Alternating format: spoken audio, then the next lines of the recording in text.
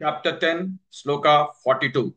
Atava bahunaitena, atava bahunaitena, atava bahunaitena, kinyatena tavarjuna, kinyatena tavarjuna, kinyatena tavarjuna, atava bahunaitena, kinyatena tavarjuna, atava bahunaitena, किन्यातेन तवार्जुन अथवा बहुनैतेन किन्यातेन तवार्जुन अथवा बहुनैतेन किन्यातेन तवार्जुन अथवा बहुनैतेन किन्यातेन तवार्जुन विस्तभ्याहमिदं कृत्स्नम् विस्तभ्याहमिदं कृत्स्नम् विस्तभ्याहमिदं कृत्स्नम् एकांशेन स्थितो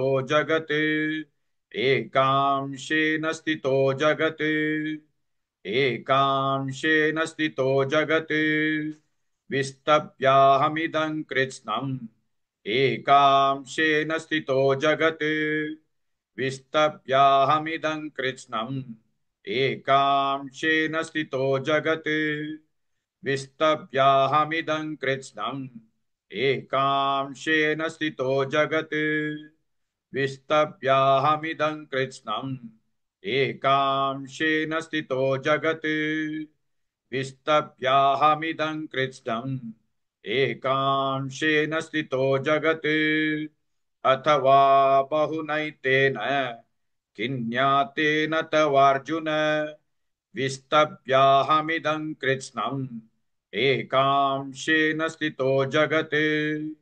Please like and share this video because you could be instrumental in helping someone around the world recite the Srimad Bhagavad Gita, thereby helping them to have a life of unending opulence, victory and prosperity.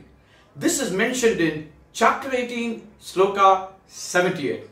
Yes, don't forget to buy my book, Leadership Can Be Child's Play. Namaste.